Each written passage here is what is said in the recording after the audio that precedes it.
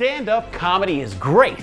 The jokes, the laughter, the nightclub ambiance. But what makes stand-up comedy really great? That's right, it's hecklers. What's that? You don't think you're smart enough, quick enough, or funny enough to be a great heckler? You were funnier the last time I saw you. Well, that's why we're introducing the Chris Thompson Heckling Seminar. Chris Thompson is well known in the art of heckling. He was in Philly the night Bill Burr went on his epic rant, and he shouted, "Rick James, bitch," 277 times at Dave Chappelle in Hartford. Quite simply, he is a living heckling legend. Now, Ron, a lot of people think that great hecklers are born, but that's not true. See, my father heckled the shit out of Steve Martin so badly that Steve Martin had to quit stand-up.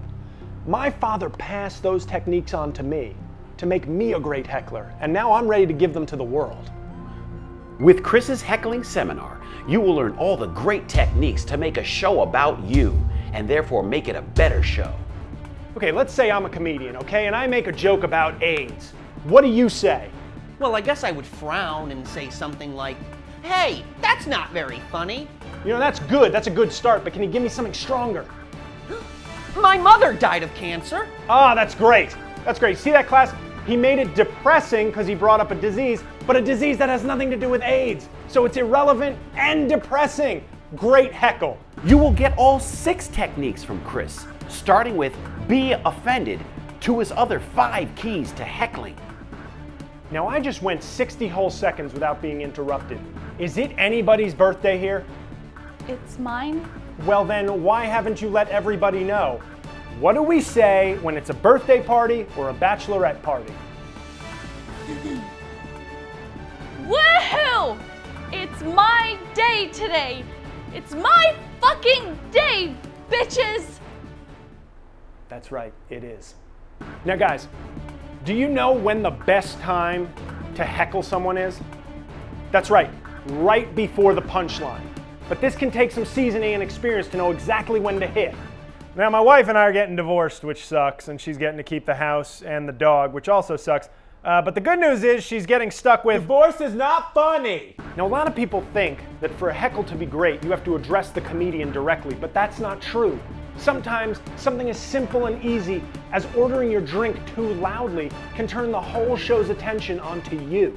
So, sadly, I've learned recently that I'm not a dog person, and this happened the other day when... Wait, how about a Sam Adams? Give me a Sam Adams. Really?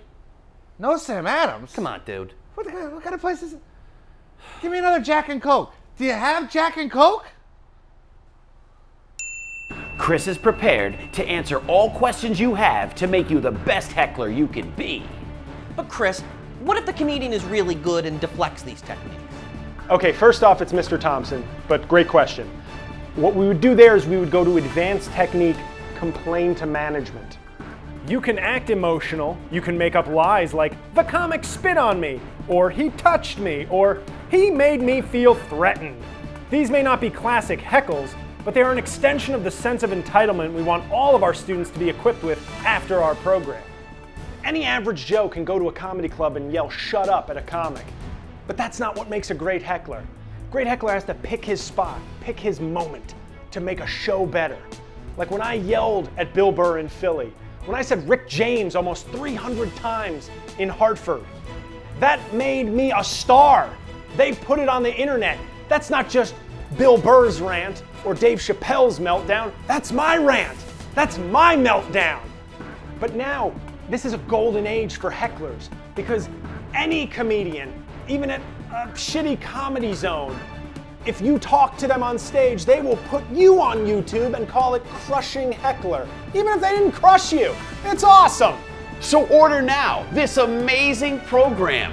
Stand-up comedy just wouldn't work right if comedians could just share their carefully worked on material for eager paying customers. And remember the program mantra. The show is about me. I make the comedian better. It's my right to talk, even if the tickets were free. But wait, order now and Chris will throw in his special racist and sexist heckles for free. Now this group of heckles only works for certain people and against certain comics. But sometimes racism and sexism can be just what's needed to take a heckle to the next level. I'm originally from Utah, So people always ask me if I'm Show us Mormon. your tits, bitch.